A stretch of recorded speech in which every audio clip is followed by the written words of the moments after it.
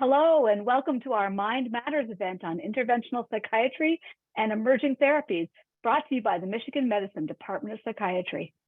I'm Kara Gavin, and I'm a member of the Michigan Medicine Department of Communication, and I'll be your host for this 90-minute discussion that will feature 4 of our top faculty experts and a patient who draws on her own experience to help other patients. We're so grateful to all of them for sharing their time and to you for joining us, whether you're watching live or via recording. We're going to cover a wide range of topics tonight, but they're all linked by a common theme: the need for better care for behavioral and mental health concerns beyond the tried and true talk therapy and oral medications. As many of you in the audience know from personal, family, or professional experience, many patients need other options. And whether those approaches are still in clinical trial stage or already approved for clinical use, all 4 that we're covering today aim to offer relief from symptoms when other treatments have not helped. 3 of the strategies we'll talk about are based on targeted stimulation of key areas of the brain using electrical or magnetic impulses delivered from outside the head. The 4th involves a medication that can be injected or inhaled.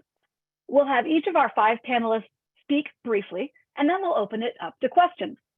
You can enter a question at any time during the live event using the Q&A function. We'll collect them all and work to get as many of them as possible answered.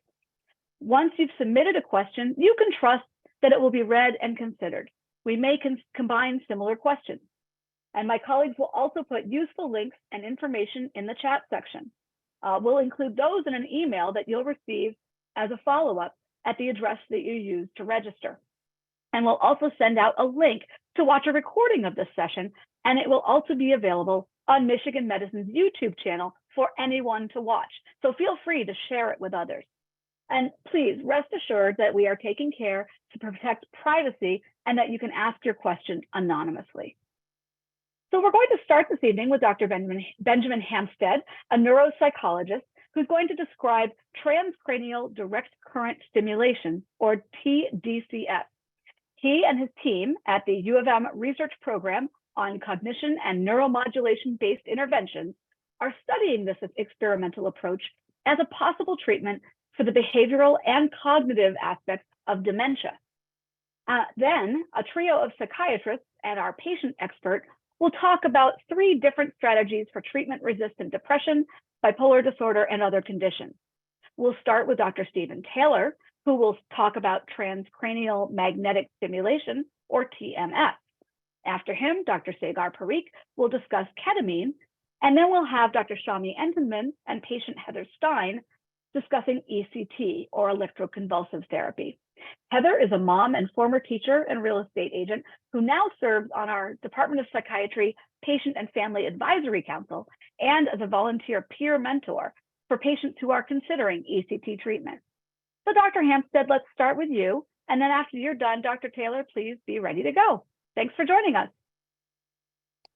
All right. Well, thank you so much for organizing this. It's always exciting to be here with some especially brilliant colleagues, and thank you all for joining us. I know it's kind of late in the day, and hopefully we're able to communicate some really exciting work that everybody here at U of M is doing. So I'm going to focus on, as you heard, transcranial direct current stimulation, which you can see the title of this slide is transcranial electrical stimulation. So I'll give you just a hint of kind of what that entails.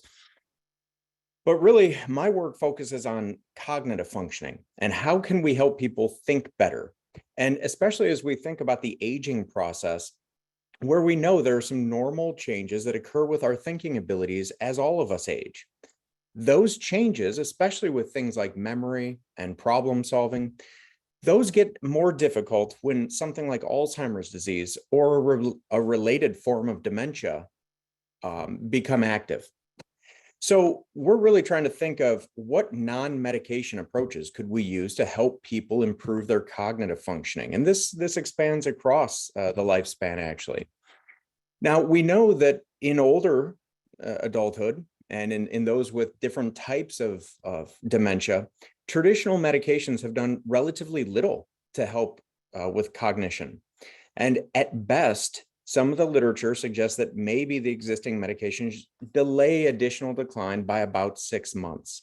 Some of the newer medications certainly seem promising in that they can potentially clear some of the toxic proteins from the brain, but they're really not showing that much change in measures of, say, memory or overall thinking abilities. And this is where I think these types of brain stimulation could be very helpful. So transcranial electrical stimulation is really an approach that uses weak electrical currents to change brain functioning. Now, I have a note there that you can see that these are really still considered experimental, and they're not covered by insurance. And so there are some clinics that are offering these type of interventions, but we still do them predominantly under a research umbrella. Now, there are a couple of different types of TES, as we'll call it. Again, you heard about transcranial direct current stimulation. So for those of you who remember kind of the Edison versus Tesla, there's a great documentary on Netflix about Edison versus Tesla. Tesla was a big proponent of direct current energy. And so you can see this is an example of what we call the waveform. That basically we turn the switch on, it ramps up, it delivers some amount of energy until we turn it off. Whereas Edison was a much bigger fan of alternating current stimulation. And so this is where you see these up and down waves that are called sinusoidal waves. Now, each of these approaches may have some different types of benefits and limitations. We're really doing a lot with direct current stimulation right now. Now, later in the session, you're going to hear more about electroconvulsive therapy. I just want to say that TES, the types that we're using are nowhere near as powerful as what you'll hear about with ECT.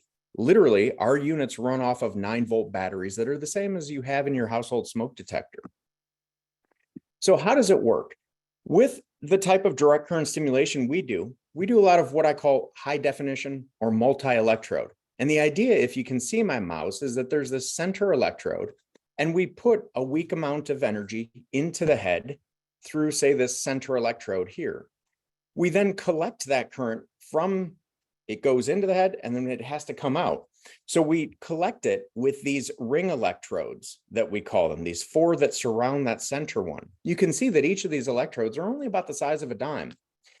And when we use MRI scans, structural brain scans, we can then model where the energy is going in the brain. And so with this approach, we can really try and target particular brain areas. And I'll give you just a very quick example of some of the studies that we've done, where in a group of patients who have memory deficits, who seem to be in the early stages of Alzheimer's disease, we targeted the right back of the brain, the parietal cortex.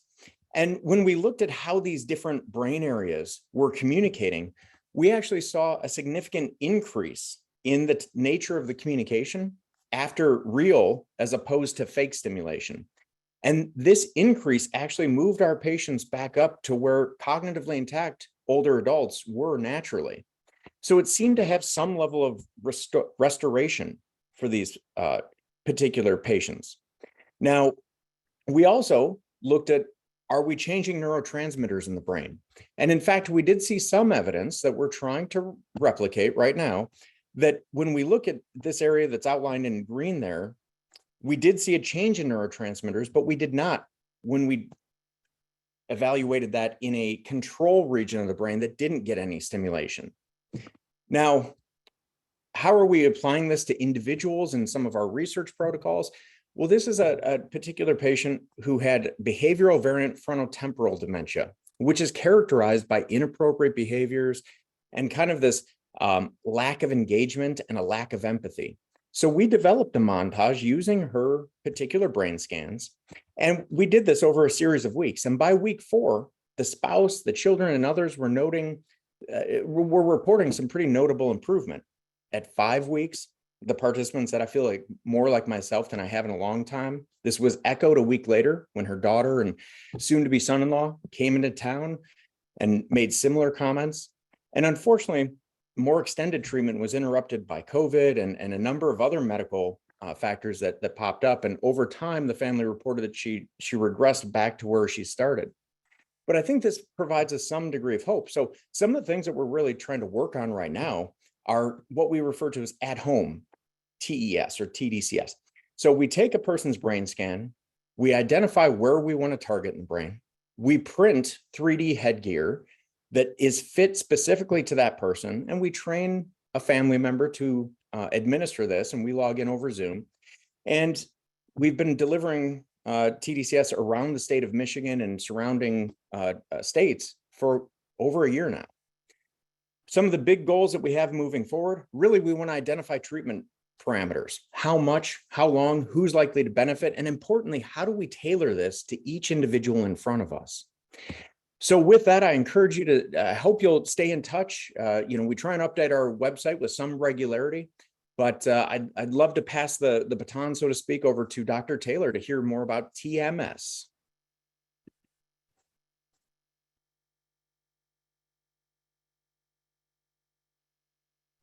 Thank you, Dr. Hampstead. And I'm going to queue up my slides. And just 1 second here.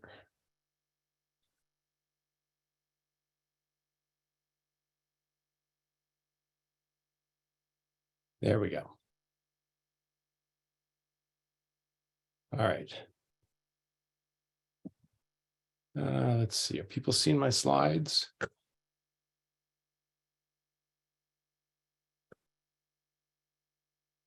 Not quite yet. Not quite yet. No. How about now? Perfect. All right. Okay, so sorry for the interruption. Welcome, everybody. I'm happy to be able to say a little bit briefly about transcranial magnetic stimulation. So as we're talking, as Kara Gavin mentioned at the beginning of this, we're talking about this concept of interventional psychiatry. So this is really psychiatry that kind of allows more intensive treatments. And this graph here kind of illustrates how we think about these more intensive treatments.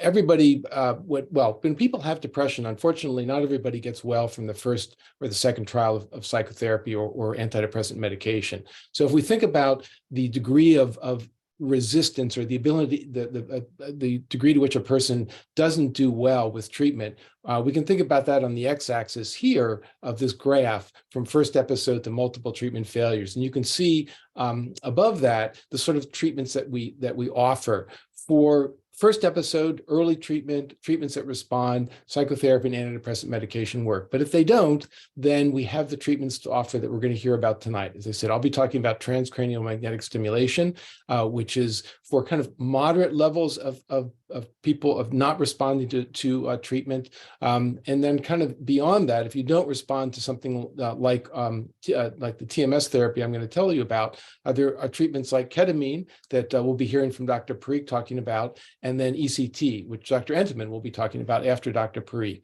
So what is TMS? So TMS, or as transcranial magnetic stimulation, refers to using electromagnetic induction, which is really, it's electromagnet is something that maybe as a kid you took a piece of an iron nail and you wrapped some wire around it and you ran some current through it and you had a little magnet there you could turn on and off. So that's kind of what the coil that we use to treat people for TMS is like. It's a coil, it has wire that loops around, electrical current goes in, and then we switch that current on and off. And it's the switching on and off that changes the magnetic field. And when the magnetic field changes, it induces electrical current in anything that conducts electrical current. So that could be another wire, or in the case of treatment with TMS, it's the circuits, the part of your brain that we position the coil over in order to get the beneficial effect. And when we do this, there we go. We give a pulse into the TMS coil, and then we watch, if you're putting this coil over the part of the brain that controls the hand, we see a hand movement. As a matter of fact, when we do TMS, we do a calibration that allows us to figure out how much energy you need. So we personalize the treatment to get the right amount of energy into your brain in order to do the treatment. So when we're doing the treatment, we actually move the coil to a different area of the brain, different over a part of the brain that it doesn't control your motor movement. So your hand isn't flicking around while you're getting the treatment. The treatment is something that is, it's a daily treatment, which goes for about 6 weeks. And then we do a taper for about 2 weeks. Each treatment lasts from anywhere from 20 to 40 minutes, although there's one flavor of TMS called theta burst stimulation that can be done in just 3 minutes. It's important to emphasize that this is an outpatient treatment, so there's no anesthesia required. This is why we put TMS on the slightly less kind of intensive intervention scale, because it doesn't require things like anesthesia. It doesn't require things like having to have someone take you in for a treatment. It also is probably not as effective as ECT, but the side effect profile is really pretty good, pretty benign, although the stimulation itself usually starts out as somewhat painful, but that pain is reduced over time, over a few sessions, as you get used to the fact that you're getting this, what some patients described as a woodpecker pecking away at their head. Headaches occasionally happen. About a third of the time people have headaches afterwards. There's a very rare seizure risk, but other than that, the side effect profile is there's really not much else, because we're taking this energy, pure energy, delivering it to your brain, and then you go home. You're not taking a medication that has systemic effects. So how effective is it? Well, about half the people who get TMS get a decent response. So that's what we tell people, that you've got about a 50% chance of having a decent response. And you have about a 15 to 20% of actually going into remission, meaning that you don't have any more symptoms whatsoever.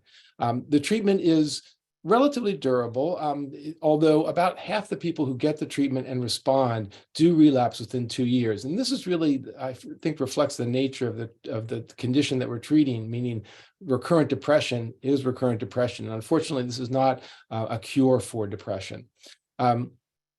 So this slide just illustrates the kind of the progression of TMS. And what I kind of want to emphasize here is that there have been a lot of new types of TMS introduced. There are a lot of, it was discovered in the first publications about its effect were in the mid-90s. And since then, as you can see on the slide, there have been many more forms of TS introduced. The major use of TMS in clinical care is for depression, but as you can see from the slide, it's also been cleared or kind of approved, as we say, for OCD, for smoking, and for treatment of migraine headaches. And there are also different flavors of TMS. I mentioned that there was this form called TBS, or theta burst stimulation, which can be given in a very short time. And then there's a more recently approved form where people get 10 treatments in a day, and they have 5 days worth of treatment. It's called the Stanford Neuromodulation Protocol. This is not covered by insurance right now. We hope that it will be in the future, but it's a very different form of treatment, because it does require coming in and staying basically in a hospital as an outpatient, but staying there for 8 or 10 hours and getting those treatments. It does appear to be fairly effective, though, which is one of the exciting things about this form of treatment. So I will leave you there with this brief introduction. And of course, I'm here for questions. I'm sure that you have many questions, but right now I'm going to turn the screen sharing over to my colleague, Dr. Parikh. Good evening, everyone, and welcome. And I'd like to just start by reflecting on what we're doing here today and what we've seen so far. In this Mind Matters presentation, we're really exploring some of the newer ways, some of the more effective ways to provide treatment for a variety of psychiatric disorders. Dr. Hampstead began by showing us some of the exciting developments about low energy electrical currents and how they can stimulate different parts of the brain, and in particular, looking at interventions for cognition. The next 3 talks, including the first one by Dr. Taylor, and then one by myself, and the following one on ECT, particularly focus on advanced treatments for depression. And by advanced, I mean particularly for people who have not done well with the standard treatments like psychotherapy and medication.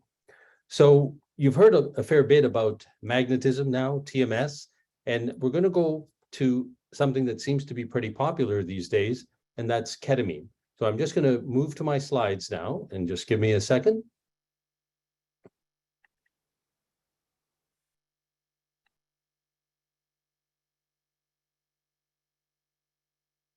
All right, can you see that all right? Looks great. All right. So what is ketamine exactly? Well, you know what? This is a Michigan discovery. Ketamine is a synthetic chemical. It was actually first created in a laboratory in Detroit. That laboratory, incidentally, is now a hotel. So if you want to really revel in ketamine, you can check into that hotel.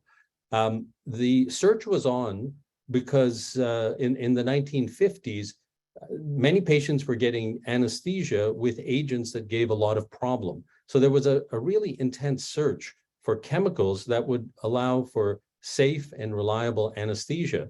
And one of the first ones that came across, was discovered, was actually PCP. Yes, the street drug PCP. But of course, we quickly learned that there were problems with that. But a derivative of that was ketamine, and it was found to be really effective. The first use of it in humans, it was discovered in Detroit, but the first use of it was actually right here in Michigan medicine, the first human use of it. And of course, it was used for anesthesia at the time. And it's become such an effective and safe medication for anesthesia and for some related conditions that it's now considered one of the world's 10 most essential medications. And millions of people get this medication every single day, mostly, almost entirely for anesthesia, but also for some other reasons.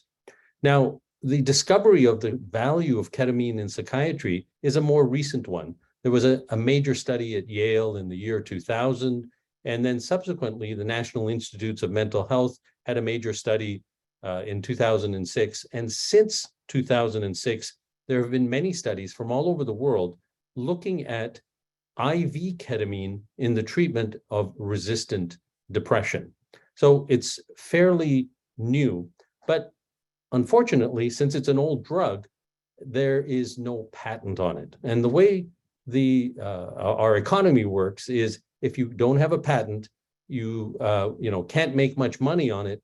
And so there's no company that will manufacture ketamine and also take it to the FDA with the research studies that show that it works for depression. So when we refer to ketamine, we say that it is an off-label treatment, meaning that the label given by the FDA is just for ketamine in its role as an anesthetic. But when we look at it from the viewpoint of medical evidence, it's actually pretty good that ketamine is useful, particularly in the IV form for depression. Now, how does it work? Ketamine is a little different than a lot of the other medicines that we use. It actually hits multiple neurotransmitter systems.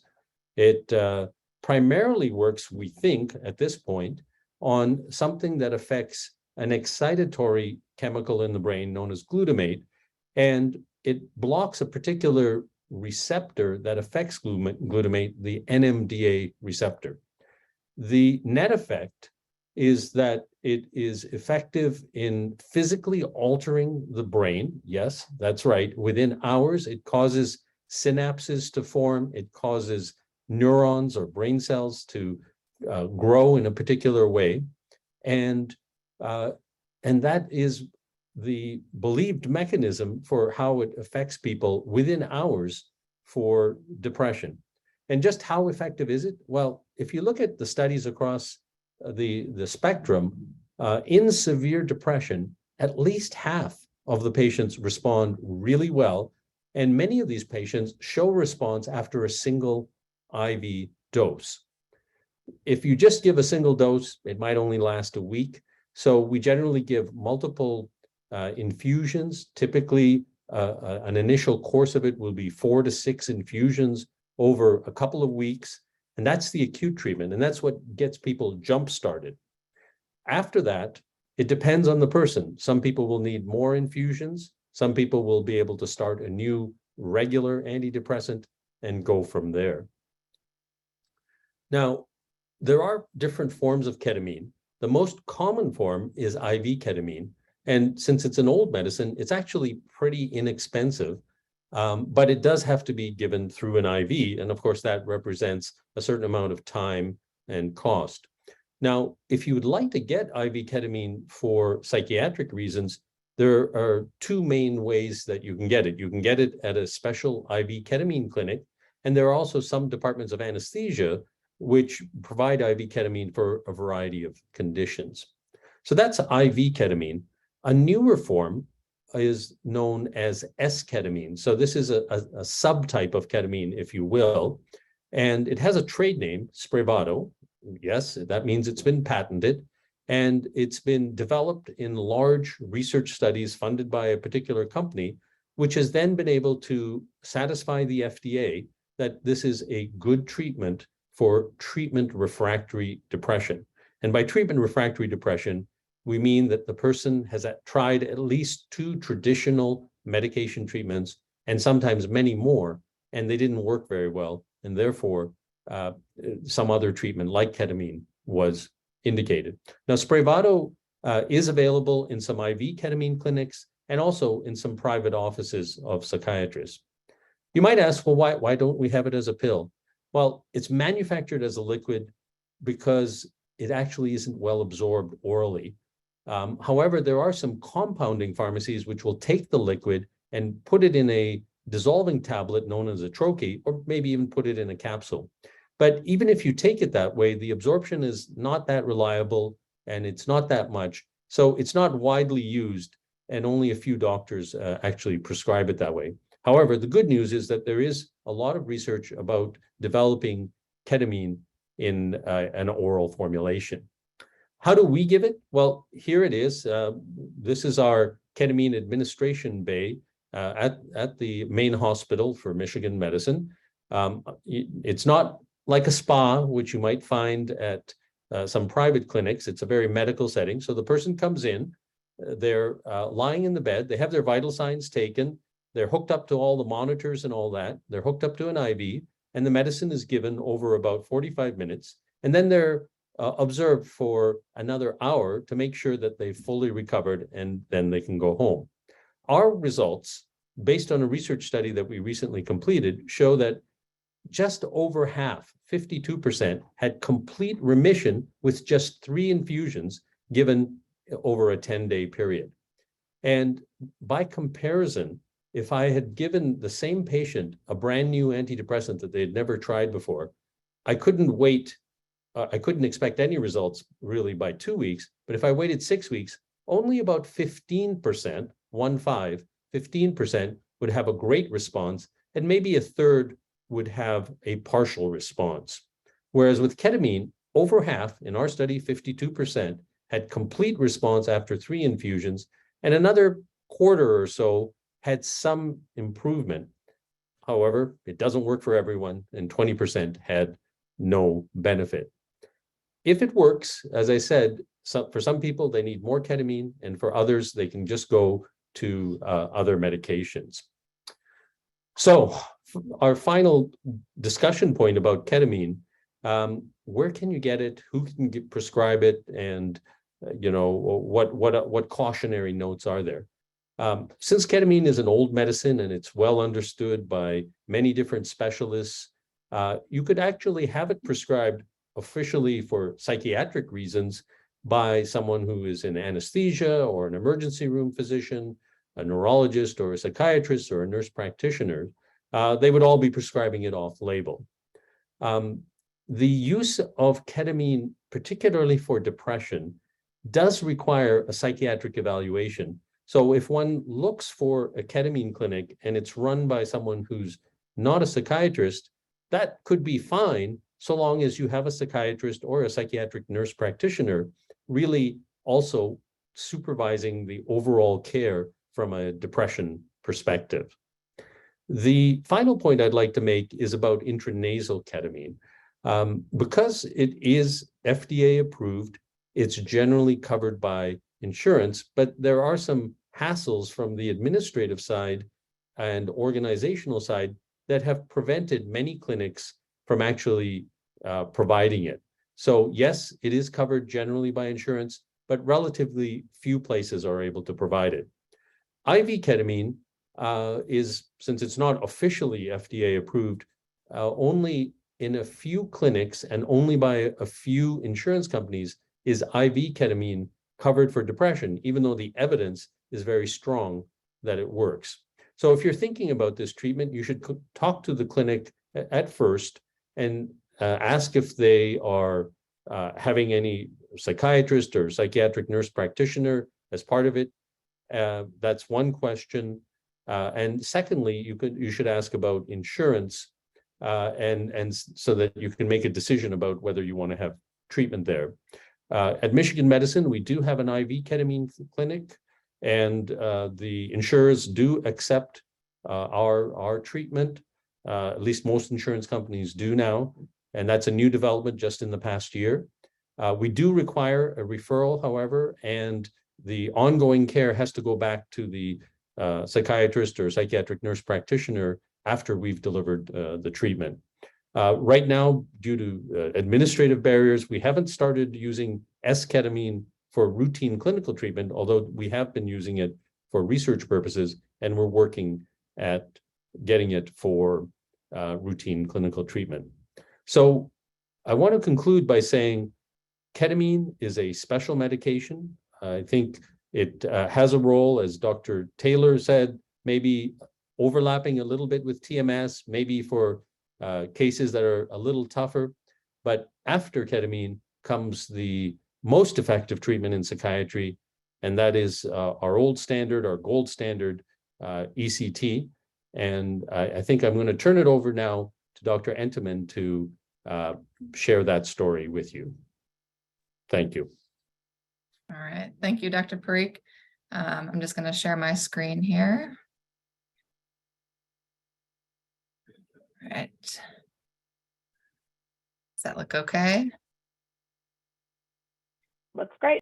All right. Thank you. My name is Shami Entenmann. I'm one of the psychiatrists here at Michigan that works on the ECT team, which I'll be talking about today. So what is ECT, also known as electroconvulsive therapy, formerly known as electroshock therapy, which is a term that's fallen out of favor. It's a procedure that causes a seizure in the brain by passing a brief electric current through the head. So medications are given prior to doing this to make the seizure very mild, so that very little movement actually occurs in the body. And the procedure itself is done under general anesthesia. ECT has a very long history, dating back initially to the 1700s, where there were case reports of using camphor to induce seizures for treatment of mania. In the 1930s was the first documented use of electricity to induce a seizure, and this occurred in Italy. The 1940s to the 1960s, ECT was brought to the United States and was used extensively for treatment of psychiatric illnesses, but it fell out of favor during that time. And there was actually a decline in use in the 1970s. Between the 1980s and now, there's been significant advances in treatment, research, evidence for its efficacy, and an increase in use. So why would somebody get referred for ECT, or why would somebody get ECT? The primary reason that people get referred for ECT and receive this treatment is for major depression, in particular severe depression with psychotic or melancholic features. But it can also be used for treatment of mania, which may be a feature of bipolar disorder, for schizophrenia, and for catatonia. Other reasons why someone would get ECT is a need for rapid improvement, and that the symptoms may be so severe that urgent improvement is really needed. Somebody may have resistance to other treatments like medications, or might not be able to tolerate other medications in the past. Patient preference is another reason to be referred and get ECT. And then finally, having a prior good response to ECT is often an indication that someone would have another good response in the future. And this is a picture on the right here of the ECT machine that's used to induce the seizure. So how does somebody get referred for ECT? Outpatient psychiatric providers can refer patients for an ECT evaluation. Inpatient psychiatrists or medical providers can request an ECT consultation while a patient is admitted to the hospital, either on the medical floor or on the psychiatric unit. Both the referring psychiatrist and the ECT consultant must agree that ECT is recommended, so there must be an agreement by two providers. After this decision is made to proceed with treatment, then insurance is checked. Medicare is covered. Medicaid often requires approval by community mental health or CMH, and may require a prior authorization depending on the county of residence. And private insurance can either be in-network or out-of-network, and this is a discussion that would be had with the ECT team prior to proceeding with treatments. ECT, so far what I've talked about is primarily been in reference to adults, but ECT is also indicated at times for minors or for patients who are under 18 years of age. Michigan Medicine is the only hospital in the state that offers ECT to minors. The main difference between proceeding with ECT for a minor versus an adult is that it requires 3 child psychiatrists to agree that ECT is recommended. And then a parent or the legal guardian must provide the consent. So why does ECT work? There's many suggested theories about why it is effective, and some of them I have listed here. One is that it can affect and change hormone levels such as thyroid hormone, prolactin, endorphins, and oxytocin. It can also affect neurotransmitters such as serotonin, dopamine, and norepinephrine, which are the neurotransmitters often targeted and affected by psychiatric medications as well. Thirdly, it can act as an anticonvulsant or like a mood stabilizer. And then lastly, but not least important, it can affect neuron survival and growth, and actually can improve neuron survival and growth. So what does a typical treatment course look like? Most patients will receive between 6 and 12 treatments in their course, sometimes less, but sometimes more. Typically, treatments start on a Monday, Wednesday, Friday basis for 3 to 4 weeks, sometimes followed by a short taper. And those days typically look like somebody would come down to the pre-op area, spend some time talking with nursing, being seen by nursing staff and getting an IV started, giving any medications that might be needed before the treatment. And the time in the treatment room itself is relatively brief, typically only about 15 minutes. The seizure itself is typically only 30 seconds to a minute, so very short. And most of that time in the treatment room is spent waiting for the general anesthesia to wear off. After that, the patient will go to the recovery area for about an hour, just waiting to wake up from the anesthesia and get ready to go home. So all in all, it's about 2 to 3 hour ordeal in the ECT area. Every week, depression rating scales and cognitive rating scales are measured to track response and also monitor for any side effects. For an episodic depression, remission can be as high as 80%, which is the most effective treatment that we have in psychiatry. For a depression that's been more chronic in the time frame of years, it can drop to about 50%. Some people do have a recurrence or relapse of symptoms after a treatment course, and often we will treat that with another round of ECT, likely followed by a longer maintenance phase or a longer taper. So most common side effects that are reported are nausea and headache, which can be addressed by medications given during the treatment or before the treatment. Short-term memory trouble can occur, and that typically improves when treatments are tapered or stopped. There's no evidence that there's brain damage or pathologic changes to the brain, and it doesn't affect long-term memories or personality, which is something that some people are often concerned about. So here I've got a couple pictures. On the left is a picture of our ECT treatment room at Michigan Medicine. And on the right, this is a still frame from our ECT video that will be sent out after this presentation, showing what it looks like when a patient is in the treatment room about to receive the ECT treatment. So in conclusion, ECT is very effective for certain psychiatric illnesses. It's safe across the lifespan for patients of all ages. It really can be life-saving. And unfortunately, there still is stigma surrounding ECT, which is why more education and awareness is needed. And thank you all for listening. I'd like to turn it over now to Heather.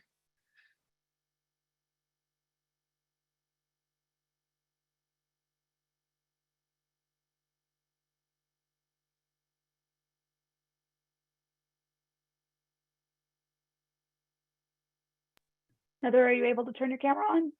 Yeah, can you hear me? We can hear you, yep. It looks like it's stopped. All right, well, why don't you just start? There we go. Okay, great. There we go. Fantastic. Hi, everyone. My name's Heather Stein, and thanks, Kara, for the nice introduction. I live in Ann Arbor. I am 42 years old. I'm married, and I have a son, 8-year-old son. My background is in business, real estate, and elementary education. I enjoy traveling. I coach my son's soccer team, and I sit on the PFAC committee at the hospital, and I do ECT patient mentoring. I'm here today to share my story about mental illness and ECT treatment. I was first diagnosed as manic depressive at the time, and now referred to as bipolar when I was 13. Mental illness ran in my family. I had a wonderful childhood with loving and supporting parents and lots of friends. I love sports, especially soccer. I can't really say that my condition prevented me from accomplishing all that a child or a teenager wants to achieve. I was an athlete. I had the opportunity to play soccer, and I had the opportunity to play on Olympic development team for the state of Indiana. I also graduated high school in the top 10% of my graduating class. Then I went on to Michigan State. I graduated with a human resource degree from Eli Broad School of Business in 2003. College was everything I thought it should be. I joined a sorority where I was elected president my senior year. This gave me the opportunity to not only lead 100 women, but to make some lifelong friends as well. But after college, unfortunately, is when my bipolar condition went from something that I could manage to something that was managing me. My mood instability, especially the depressive aspect, prevented me from holding a full-time job and caused me to withdraw from a master's program that I accepted at Purdue University. Considering I was always very diligent about taking my medication and following my doctor's instructions, it was hard to say why my illness was taking over. Eventually, things did improve, kind of. I saw multiple different doctors and tried a variety of different medications. Eventually, I did come around, or so I thought for a while. I ended up moving to Royal Oak, Michigan, where my then boyfriend and now husband was living. I decided that I wanted to study for a master's of education in early childhood, so I applied to Wayne State University and was accepted. This was a 2-year program. Then in 2009, I had a beautiful wedding, everything a girl could want, except I believe the stresses of this huge event put me into a depressive state. My wedding day was not exactly how I thought it was supposed to be.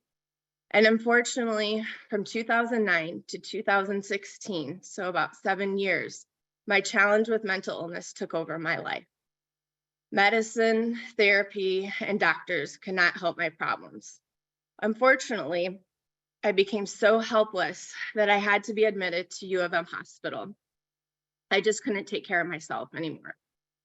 This seemed to be the end of the road for me until I met Dr. Dalek, who truly saved my life. Well, actually, what saved my life was ECT treatment with a new combination of medicine.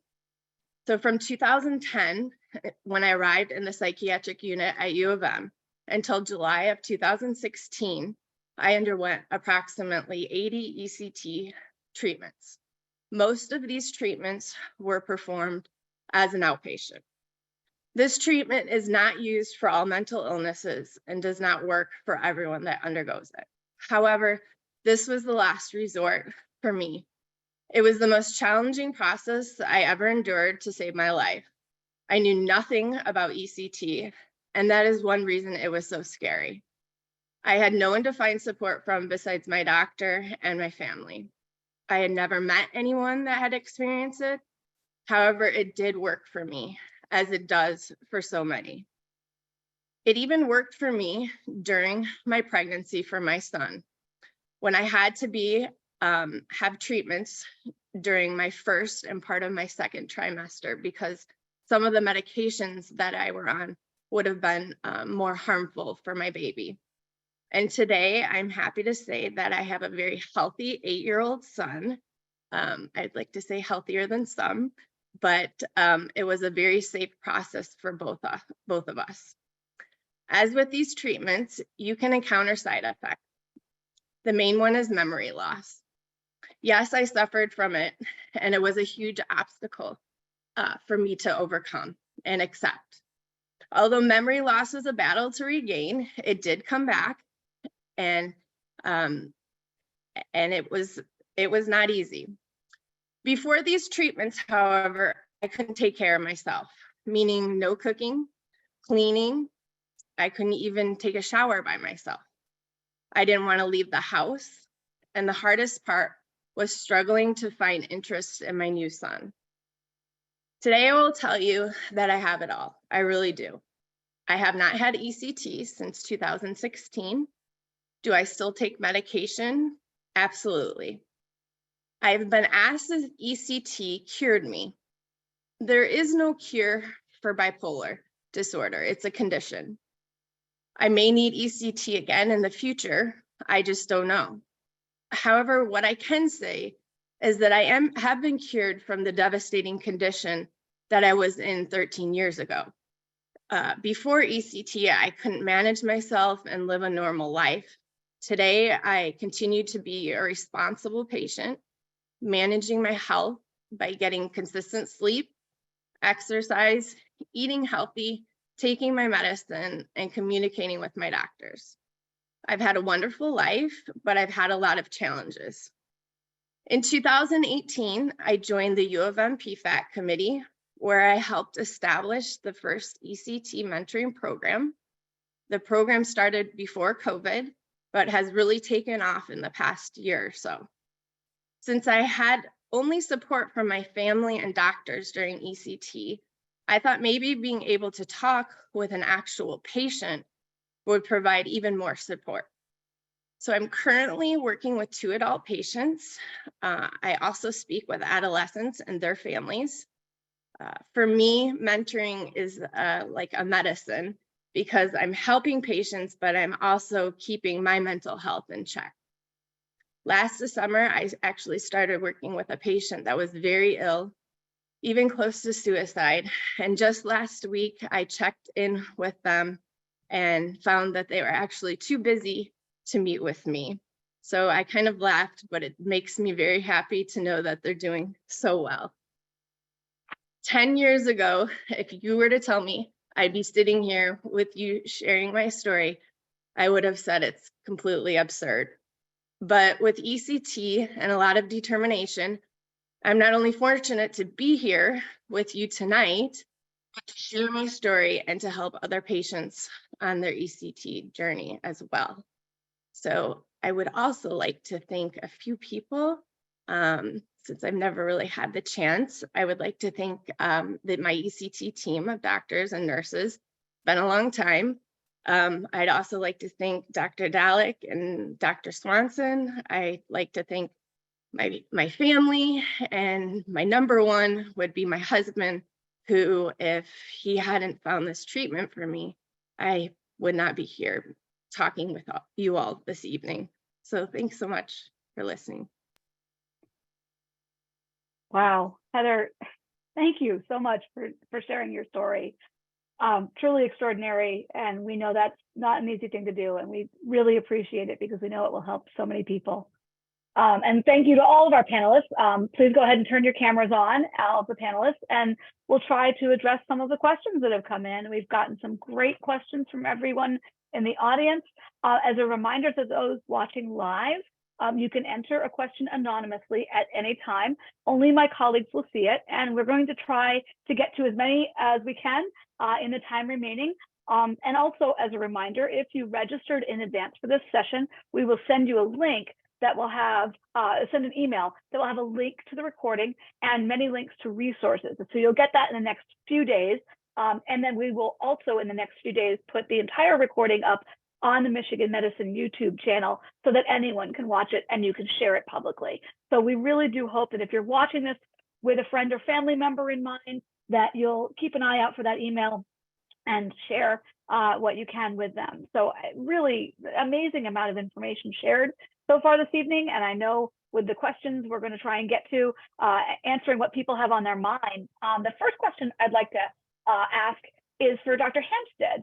And I understand that what you talked about with the electrical stimulation is not yet available commercially with insurance coverage and things like that. It is still experimental, still in clinical trials. So could you talk about the kinds of people with dementia and especially behavioral or cognitive impacts of dementia, what level of person you're looking for, where should they be in their course, and also how do people get in touch with you if they or a loved one might be interested in this? Yeah, thank you so much. And thank you to each of the presenters and Heather, especially. Very, very wonderful session. So thank you again for organizing this. Within my own program, we work very closely, and I wear some different leadership hats in our the Michigan Alzheimer's Disease Research Center. So this is a federally funded center, meaning the National Institutes on Health gives us money to study Alzheimer's disease and related types of dementia. So my own program, we focus again a lot on non-pharmacologic or non-medication interventions, like some of the tDCS we talked about. And so we have our website that I believe was posted. We can post that again. We have a range of studies. We've really tried to do everything from all types of dementia, kind of going the spectrum from where people are aging normally into more advanced stages of dementia. So one of the studies that we have, for example, is for the affected individual and their loved one, their caregiver, oftentimes a spouse or a child, where we're doing an intervention to try and teach different coping strategies. Again, others use brain stimulation. So I think that looking at our website, finding some of those studies, which we try and post, and then certainly reach out to the Michigan Alzheimer's Disease Research Center if none of those seem to be a good fit. We have a lot of studies across the state of Michigan that we do help support. Great. And I know that you also have an interest in things beyond dementia. We had a question from somebody asking about stroke recovery. Could you touch on that just briefly? Yes, absolutely. So stroke, as many of you, unfortunately know, is when the blood flow to the brain gets affected. And so parts of the brain, there can either be bleeds or a lack of blood to that particular brain area, which causes what we call an infarction. So the tissue eventually could die because it's not getting the blood flow. So with stroke, some of the common symptoms that we see are motor weakness, language difficulty, and other cognitive problems. So we have worked with some people who have had strokes in the past, but that's certainly not something that we're especially geared toward. I know a number of our colleagues over in the Department of Neurology have excellent stroke care. And so I'd encourage you to look into the Department of Neurology if you're suffering from the after effects of stroke, and looking at some of their studies that they may have available. Great. Thank you so much. And just to clarify, when somebody signs up for a clinical trial, there's no cost to them to participate, correct? Generally speaking, that is absolutely true. With any of our studies, we're fortunate enough that we have grant dollars and some philanthropic support from grateful participants and such. And so we really go to great lengths to try and make sure that people never receive a bill. Great. We had several questions from folks, though, about out-of-pocket costs or what this might cost them if their insurance doesn't cover for some of the other treatments that were described. So I don't know if any of our three psychiatrists would like to tackle what someone might find themselves paying if insurance won't cover, or even if insurance is partially covering or has a copay, things like that, because there are repeated sessions involved.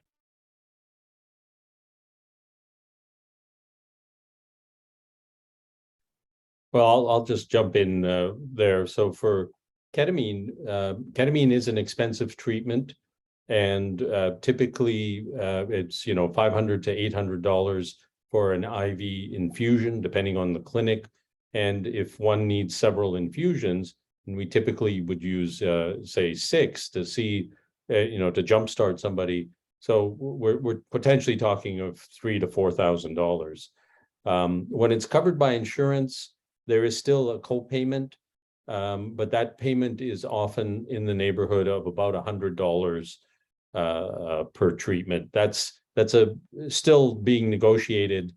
So it's still several $100s for several treatments, but if there's no insurance, then it is quite expensive. Now that's for IV ketamine. For the inhaled form, the intranasal S-ketamine, the insurance generally covers that, but then there tends to be a small copayment with that, about $30 or something like that per treatment.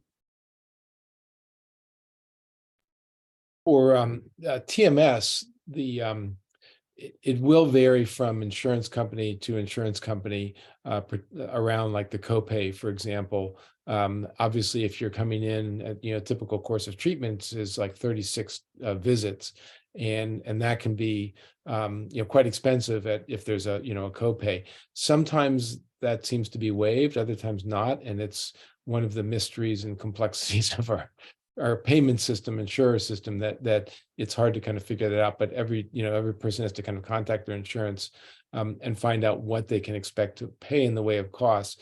I would say, I know BCN, BCBS, several other common insurance companies in Michigan do cover TMS. Medicare does cover it, but Medicare covers only 80%. And so that 20%, which runs around $2,000, has to be either picked up by the patient or sometimes secondary insurance will pick that up. And that's hopefully a situation people have that secondary insurance, so they don't have to pay the whole $2,000. And in terms of ECT, each individual ECT treatment, if someone were paying out of pocket, would be quite expensive because it involves general anesthesia and it's a hospital outpatient surgery. So it's very rare that we would treat without insurance approval. So like kind of mentioned in my talk, the Medicare is covered. Medicaid sometimes requires a prior authorization. And then in terms of individual copays with private insurance, that is a little bit hard to say without knowing the insurance type, but that would be something that would be discussed certainly before proceeding with treatments. Thank you all. We've had some questions about other diagnoses that weren't specifically mentioned in the slides about OCD and anxiety. So I don't know if any of you could speak to whether the modality you spoke about has any indication for that, or if that treatment, because a lot of depression and anxiety coexist, whether you've seen reductions in anxiety or OCD symptoms. So I can speak up about TMS because there is a cleared indication or cleared. It's covered by some insurance. We don't provide it. It's a specialized form of TMS. It requires a specialized coil. The response rates seem to be close to similar to what we see for depression. So maybe, half of the patients can expect to respond, have a decent response. It has the OCD treatment that currently is offered has an unusual characteristics in that a person really has to be working with, and this should be part of the provider who does the TMS, with someone who can do some form of exposure therapy. So exposure therapy is kind of one of the most important forms of therapy, cognitive behavioral type therapy for OCD, where a person is exposed to whatever triggers their rituals, and they learn to essentially extinguish those compulsions that follow the rituals. That's very, very hard to do when you have OCD. TMS is applied while a person is being exposed to those cues, those stimuli, and it does seem to have some beneficial effects in that situation. Also making the therapy itself, the exposure therapy, perhaps a little bit easier to do. But unfortunately, we don't offer it because it's quite specialized. I hope that it does become a little bit more. It does become more available, but it does require these specialized components. Maybe I could go next with ketamine. So, and I realized there was also a question in about like how many people have participated in the research. So just to put it in perspective, the most strong kind of evidence is when you use a placebo and there's blinding. And when that kind of study design is used, and we're talking about either IV ketamine or S-ketamine, the intranasal form, several thousand patients have participated in those trials. If we look at open label treatment, and that is a situation where there's no placebo, the patient knows what they're getting, but we simply measure how they were before the treatment, we give them the treatment, then we measure how they're doing after the treatment. that there are many thousands. The studies have shown how that works in many thousands of patients with depression. With OCD specifically, there are only, in terms of blinded studies, it's only at, I think, about 200 patients or less. And in terms of open label, that is where people knew what they were getting, it's also a very small number. The initial results for OCD were promising, but I don't think they were a home run in the way that we saw with depression. There are two other conditions where there's been a fair bit of ketamine work. Usually people are not getting ketamine for anxiety, other kinds of anxiety conditions, but anxiety is measured because many people have both, right? They have depression and anxiety, or they have some other condition and anxiety. And so in those studies, the anxiety does come down pretty nicely with the ketamine treatment. The other condition, and this might seem paradoxical, is that we know that ketamine can be abused as a street drug. Interestingly, this has been followed very closely by ketamine clinics. The people who receive ketamine in ketamine clinics get it administered, just in low doses with a fixed number of times. And so we have not seen a problem with addiction with that. And interestingly, there are now several studies that show that people who, particularly people who have addiction to alcohol, they can benefit from ketamine, but in a way that you might not have guessed. One of the ways in which ketamine works is it makes you think differently. So the way that it helps in depression is that people get locked into this thing like, I'm no good, the world's no good, everything's going to be terrible. They get it locked into cycles of negative thinking. And the depression research has shown that somehow ketamine dissolves this kind of negative fixation. And the same thing happened when they approached it with alcohol. They found that a single ketamine infusion before standard outpatient psychotherapy for alcohol abuse made the psychotherapy work much better. So it changed the flexibility of thinking. Gee, do I drink too much? Should I change? Should I, have different drinking practices?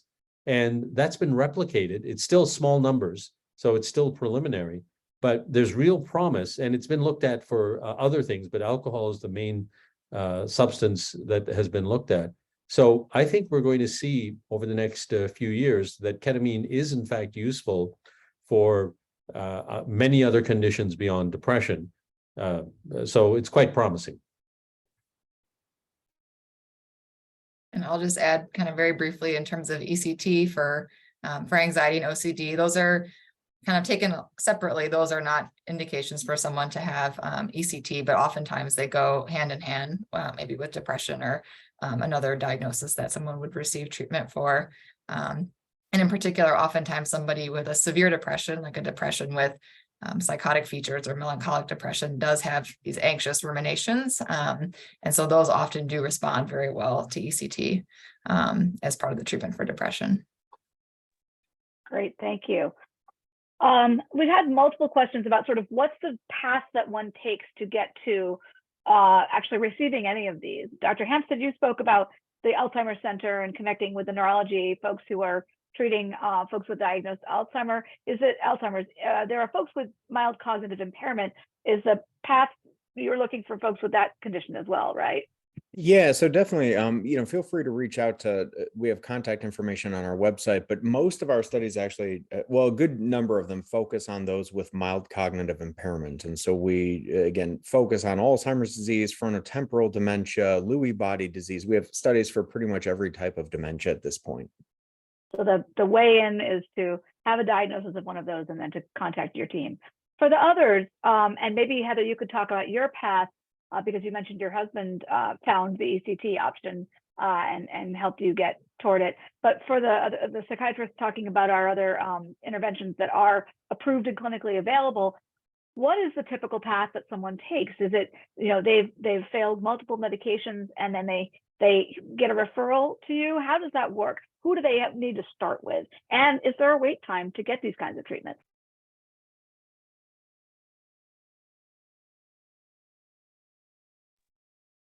Who wants to take that? Go ahead, Dr. Taylor. So our call center will field these calls about interest in TMS, so people can initiate the the referral process. We do require that people have their current mental health provider provide the official referral, and the reason for that is that our TMS treatment it's a limited intervention. I mean that we see you for 3 months, and then we see other people for TMS, but we don't do this isn't regular follow-up. So it's really important to have regular follow-up. Most people who are ill and depressed enough to require TMS are probably also going to require medication. It would be nice if people could, do without the medication and just have the TMS, but we haven't found that to be the case because, as I said earlier, generally you're coming to TMS because you've got a pretty, significant depression that's pretty resistant. So we want you to, have your provider send a referral. And there's a process of we would put you in touch with our TMS coordinator. We do have a bit of a wait list right now. Unfortunately, where the demand, the interest in TMS is much more than we can supply it. Unfortunately, which is true of all of psychiatry. But there is a bit of a wait list and right now. So I can maybe add about ketamine. The good news is that there are multiple clinics throughout the state of Michigan and several in Ann Arbor that provide either form of ketamine. Either they provide IV ketamine or they provide the intranasal S-ketamine, and a few places provide both. We have a very small IV ketamine clinic within Michigan Medicine, but 2 out of our 3 main ketamine doctors have been away, including me. I'm actually on sabbatical, so I'm not providing that treatment right now. And so that we don't have much capacity to take patients, but perhaps by the summer, we'll be starting to ramp up again. In all cases, whether it's a private clinic or Michigan Medicine, some kind of referral is usually necessary, and someone should have tried various other treatments. And in our clinic in particular, we're very clear that what we treat is depression. We are aware of these other potential targets like OCD or addiction and all that. But right now, because we have a small clinic, we thought, why don't we stick to where the evidence and the results are clear and are really good, which is depression. Thanks, and I'll echo kind of what's already been said in terms of the referral process for ECT. For starting outpatient treatments, we do require referral from an outpatient psychiatric provider. Typically, outpatients can, if once they are seen by somebody from the ECT team, they may be able to get started relatively quickly, but that time can vary a little bit. The other way, like I mentioned in the talk, with that people can be referred through the inpatient psychiatric unit, or if they're on an inpatient medical floor. And oftentimes in those cases, ECT started relatively urgently, just given the severity of the condition that's being treated at that time. Thanks, Dr. Entenman. And I will know we've had some folks enter questions with some specific information about their loved ones. And what's your advice if someone's, especially with an under 18, where we're the only place in Michigan that offers ECT, if they're being told that there's a long wait, or how do they advocate for getting access? Yeah, that's definitely a challenging situation. And for minors, and we actually don't start outpatient treatments. All the minors that we start are on the inpatient unit, at least at the very beginning. So that makes that kind of in particular challenging. And so I don't know kind of the wait list in terms of that scenario, but I'm hoping that it could move relatively quickly. Great. Heather, can you touch briefly on maybe what your process was, or what your husband tells you the process was like to get you access to ECT? Well, it's too bad he's not here.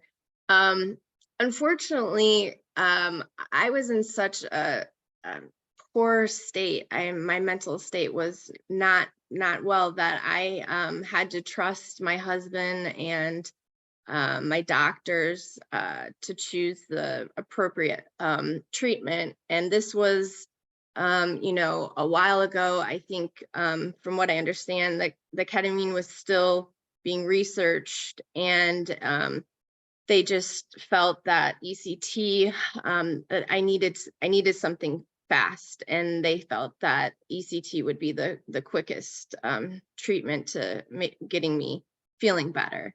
So for me, I couldn't research out anything. I had to trust my support system. So for all of you out there, make sure you're trusting your family and your doctors, because they'll make the best choice for you. Thank you so much for that. We also have had some questions about bipolar, which tends toward mania. And Heather, I don't think that's what you've described about your own bipolar experience. But maybe Dr. Entenmann, could you talk about that specific instance? Sure.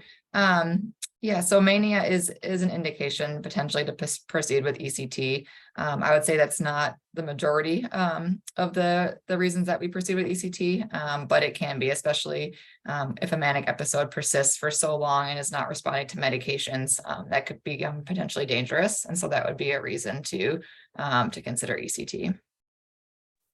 Great, thank you. But we know that we have some clinicians in the audience as well. And for those watching who are trying to decide which one to refer a patient toward, are there consults that they can put in to ask for guidance on this, or how do we guide those clinicians on which of these modalities to try? Well, I'm just going to chime in here, and I'm going to answer one of your earlier questions in a slightly different way. And the question I'm going to answer first is, how can patients find out about this? There are two patient advocacy groups, the Depression and Bipolar Support Alliance, DBSA, and the National Alliance for the Mentally Ill. Both of these groups offer a variety of resources on their websites, but the more important thing is both of these groups offer support groups, both for people with an illness and for family members. And so sometimes, in fact, often when we're diagnosing somebody for the first time, particularly with bipolar disorder, and they're not sure, we say, get a second opinion, but not from another doctor. Get a second opinion from a patient advocacy group where people with lived experience can say and give you feedback on, how was your consultation done? What sort of symptoms are you having? How did the health system handle you? And then they could give you a different kind of perspective so that you can arrive at the best possible decision about, what do you have and what treatment is appropriate. So we actually, run some groups for some of our patients. And sometimes a patient might ask, oh, where can I find out about this treatment? We certainly give them some answers, but I'm impressed by how often one patient will say to another, oh, you know what, I found out about this treatment or that clinic and so on. So not to underestimate the value of the patient advocacy groups or, other people with lived experience in giving that.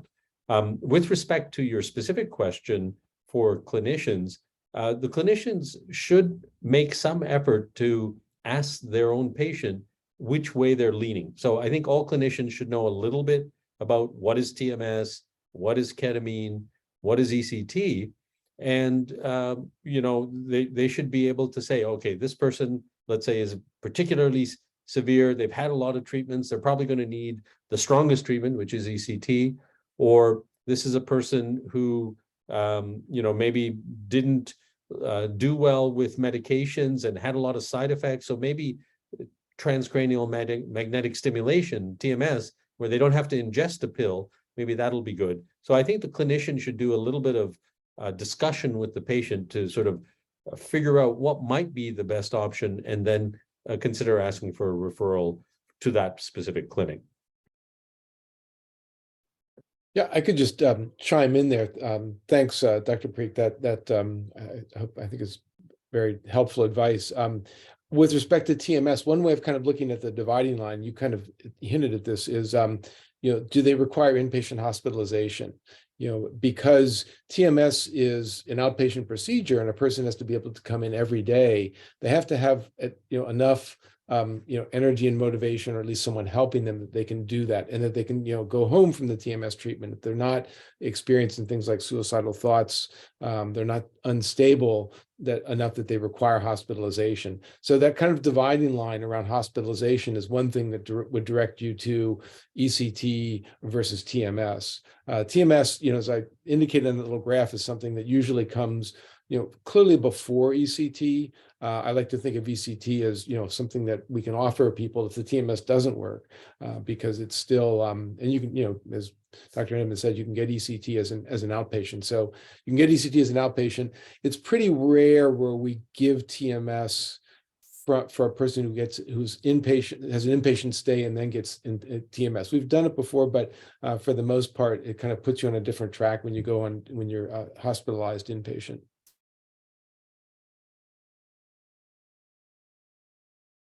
Dr. Entenmann, anything else to add around?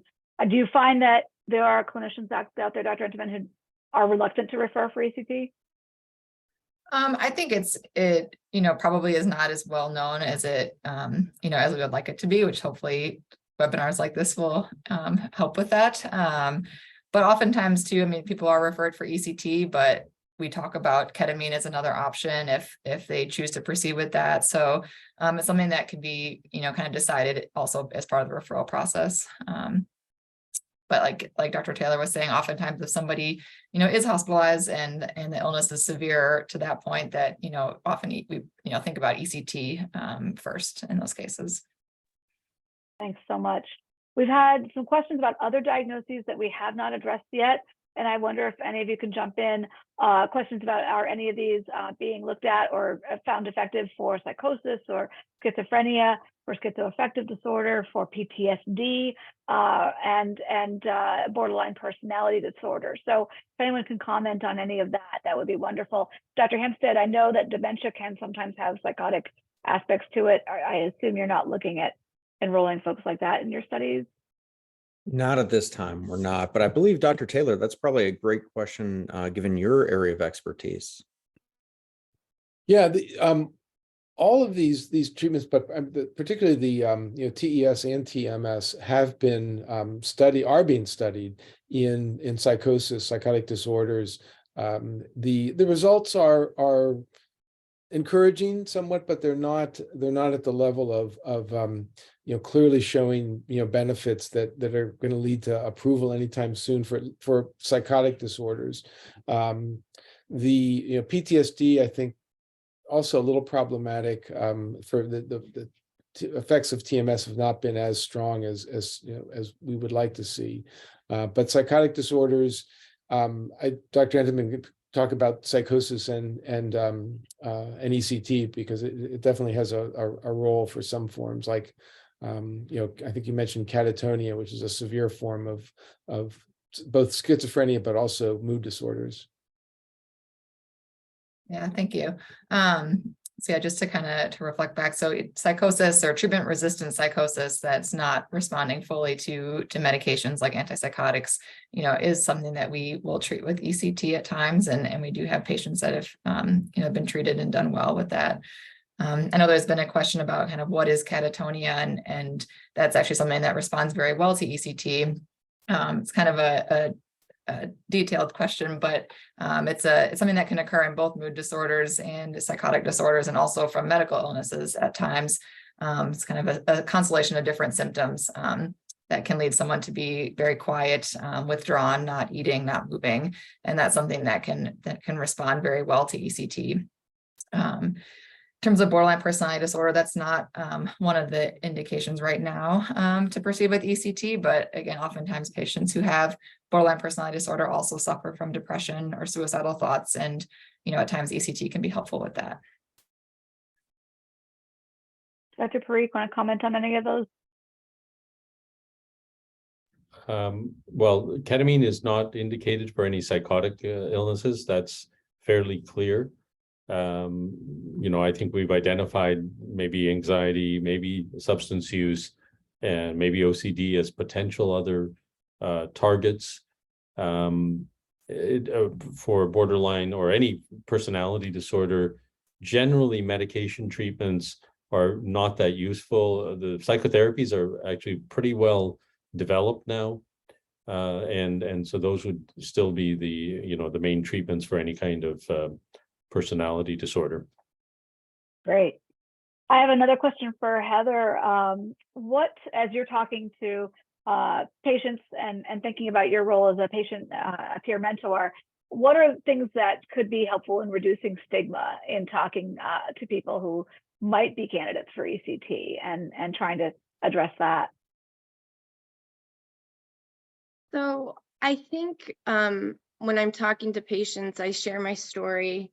I think a lot of the stigma behind ECT and maybe other treatments is, I always think, a lack of knowledge. I think knowledge is power. If you understand the process and you talk to other people then and find out, we have an excellent video on the ECT process and a lot of information around it that will kind of get rid of the stigma.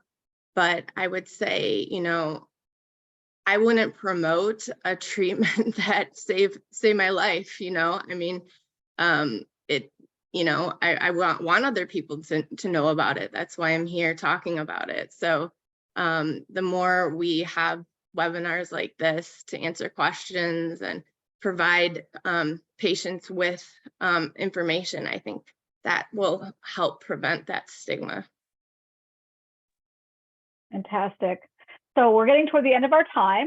And I wanted to ask each of our 4 faculty panelists, and Heather, if you'd like to as well, to look into your crystal ball and 3 to 5 years from now, where do you hope the modality you're discussing might be, and who it might be available to, and how they might get access to it? Are any of these going to perhaps become first line or maybe second line after 1 or 2 medications, routine access? So I'd love for anyone who's wanting to jump in on that. And what will it take to get there? What do we need to do policy-wise or insurance-wise?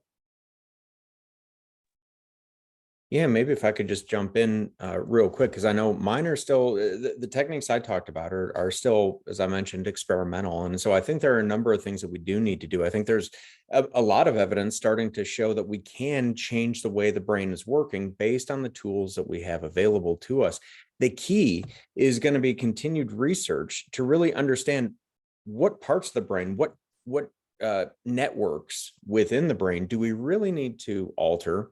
How do we best do that? And who is most likely to benefit? And that's really going to come on the heels of a lot of research and a lot of collaborations between people who have cognitive or emotional deficits and those of us doing the research. And so I think hopefully we can put a seminal trial together in the not too distant future to really try and make these more frontline, perhaps certainly not, they're not going to have the same strength as, say, ECT or ketamine or TMS, but I think there could be some really important ways that they could be used alone and in combination with all these other techniques that you just heard about.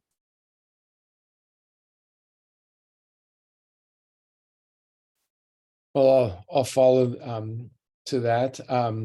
So I will say 3 to 5 years goes by very quickly, particularly at my age. 3 to 5 years in the past is like last week. So I know that things don't happen that quickly. But if I advance the time frame a little bit further, I think on the front of some of the innovation, I think there are a lot of exciting ideas that are being developed and that may be available a little bit further down the road that are combining some of these the treatments and combining therapy in the way that the treatment for OCD combines therapy with stimulation. I think there are things that can be done. There was a question in the questions about neurofeedback. I think that's a really interesting area that my group is interested in exploring, that takes the individual and has them put themselves in a state that might optimize how they can receive brain stimulation. That's something we're very interested in looking at. So those are things down the road that will take more than 5 years to develop. We would definitely hope that in the meantime, before that, that insurance companies will cover more of these treatments that we currently, do have available to us. I think the opportunities for advancing ketamine are, much more promising. So first of all, I do anticipate that within 3 to 5 years, it'll be clear whether ketamine is that helpful for the other conditions like OCD and addictions. My guess is that some of the processes for arranging for someone to have an IV ketamine will be simplified a little bit. And in particular, I do expect, because we've seen this even in the past year, that more and more insurance companies will cover it. And incidentally, the VA has a policy that that encourages VA doctors to provide this treatment, based on its effectiveness. So it's actually more available to people in, at least in some VAs. Not every VA has an IV ketamine service, but increasingly many do. There's a fair bit of research on oral ketamine, and I suspect that at least one formulation of oral ketamine will be available within 5 years. But I think the other thing that's interesting is ketamine has stimulated research into other medicines that are acting a bit like ketamine. And one of those, actually, there are 2 medicines, one which was approved last year, technically this year still, called Auvelity. That's the trade name, which packages 2 old medicines together, but affects the same NMDA receptor that ketamine is known to work at least in part. And so there's that one. And then there's another medication known as zuranolone, which is under review right now by the FDA. So both of these are pills that were inspired by what ketamine does. And they're probably not as good as ketamine, but they do use some of the same approaches. And so it'll become clearer over the next few years how good they are and where they sit compared to our traditional medicines. All right. And I think in terms of ECT, I know that our program has grown pretty significantly over the past several years. And so I would expect that would continue to happen, which would be wonderful. And I think, what would be great is if more ECT programs could be, come up throughout the state. I think that would be, ideal in terms of improving access. But certainly for our department, I think that we'll continue to grow and hopefully expand our program in the next few years. And Heather, any thoughts about the future? Sure. I would say for the people that I'm mentoring and people that are thinking of going through ECT, I always tell my patients that it's not a magic potion, that, you're not gonna the next day feel cured. It takes time. It's a lot of determination, dedication, and patience. Patience is very hard, but it does take a lot of patience, and it's different for every patient that has a different condition and a different diagnosis. So, but it works. That's fantastic. Thank you all for such a great discussion. So much information shared tonight. Thanks to the audience for sharing dozens of questions. I hope we were able to get to some or all of your questions by synthesizing many together. Sorry if we didn't get to yours. If you registered for this in advance, you will get an email in the next few days with a link to the recording and with links to resources, including a lot of what was added in the chat, if you weren't able to capture those. And for those who are watching this as a recording, we will put links to more information in the description of the video on YouTube, and that will lead you to our Department of Psychiatry website. If someone might be interested in joining a research study or being contacted whenever researchers in the future need somebody like you, whether you have a mental health diagnosis or you are interested in being what they call a healthy control subject, someone who's a comparison, we invite you to visit umhealthresearch.org to join the registry and agree to be contacted by researchers in the future. And if you'd like to find out how to donate to support innovative research and care like what you've heard about tonight, please do visit our psychiatry department website and click Giving. I really should make sure we end by saying that if you are having a mental health crisis or someone is in crisis, please be aware of and use the free 988 helpline. You can call or text 988 from any phone, or visit 988lifeline.org and use the chat function on the website. It's 24/7. It is free. You can contact it for yourself or for help in thinking about how to help someone you know who's in a crisis situation. So thank you, everyone who took part tonight. Thanks for joining us. Thanks for the Department of Psychiatry for making this possible, and we hope you enjoy your day. Thank you.